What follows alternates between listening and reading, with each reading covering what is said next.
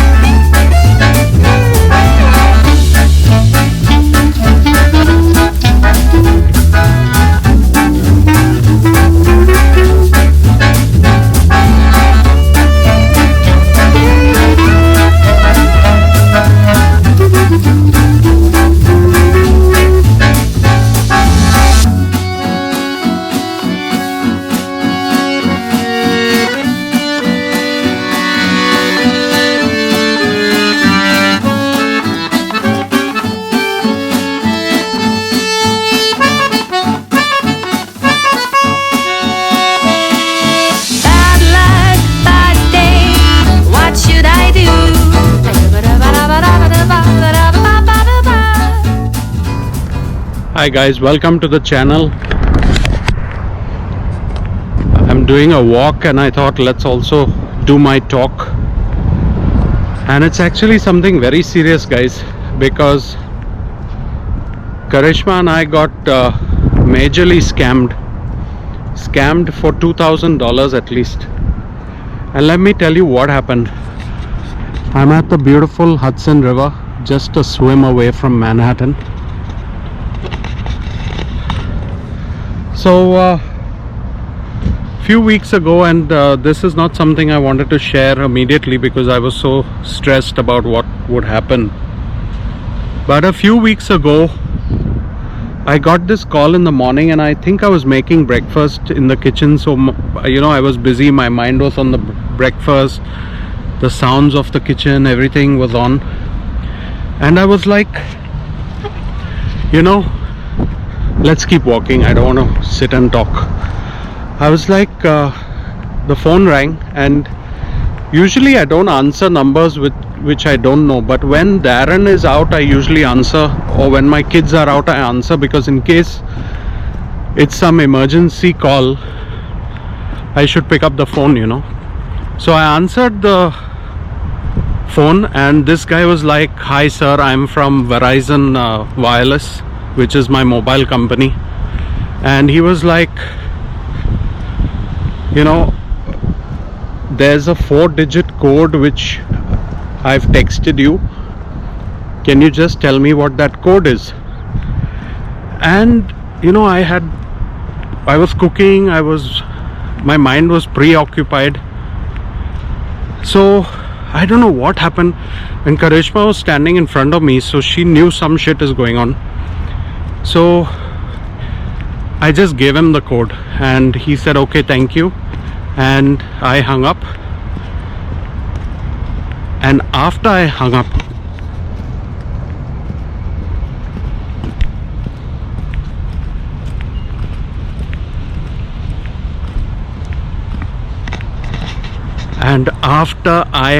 I knew, oh shit, what did I do? Man, my heart was pounding, because I knew this is the start of a big fraud. Alright, this is the new Land Rover Defender. It's amazing. Maybe I could make another video about it, but it's so cool. Maybe this can replace the Tesla, the new Land Rover Defender. Anyways, let's focus on the fraud topic. So I was like,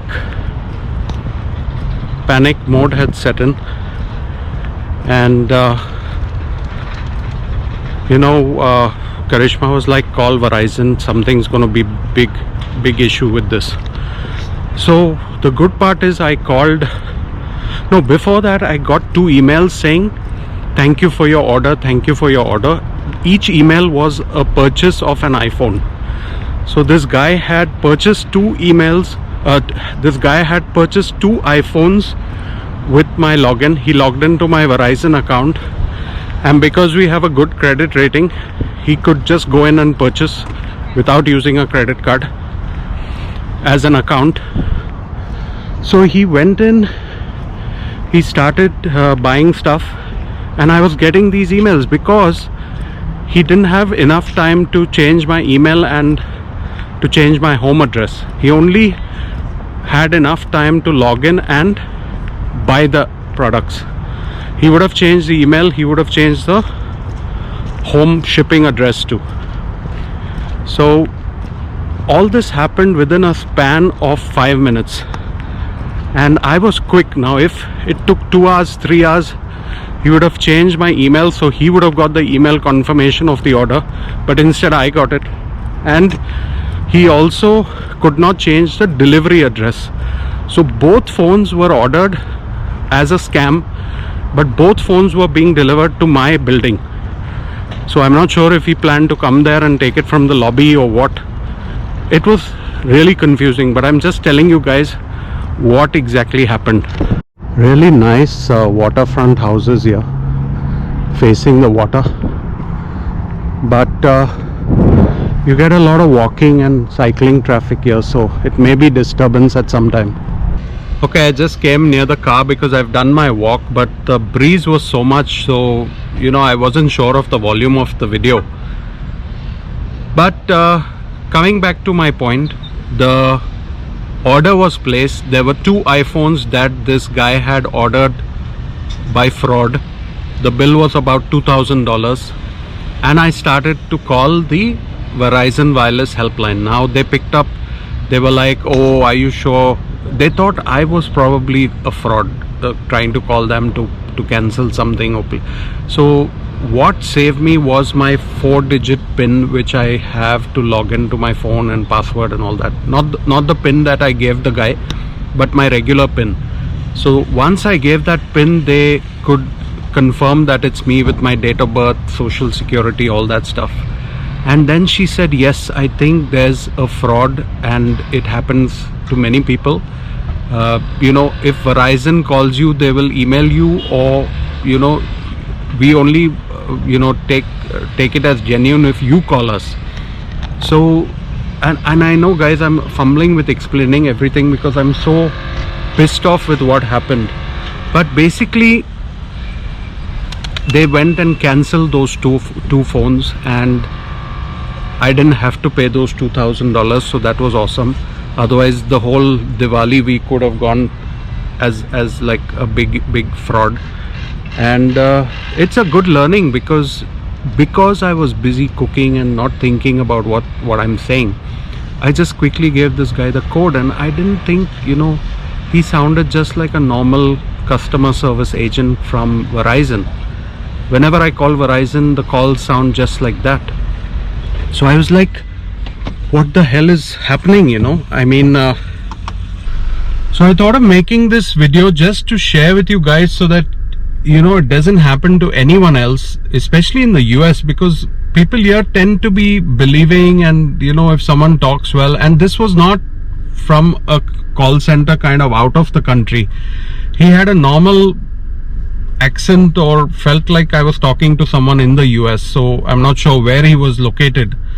What I'm confused about is he placed the order for the phones to come to my doorstep, to my building. So whether he was going to strategically follow the delivery guy to my building lobby and then just pick it up from there, or maybe he would change the address later had I not called Verizon to change all this and cancel it. And I was like shocked, and Karishma was like, Ryan, how could you give this guy the 4-digit code? And usually I'm the one who tells my kids, never take calls like this. Just check with us before someone asks for your credit card info, your PIN code or home address or private info. You got to be so careful with your private info.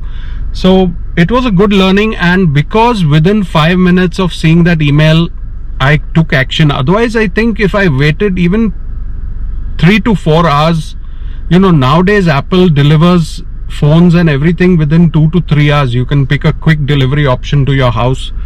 He could have come, just picked it up from my lobby saying, giving my apartment number or whatever, and they would think, okay, he's just picking up his parcel.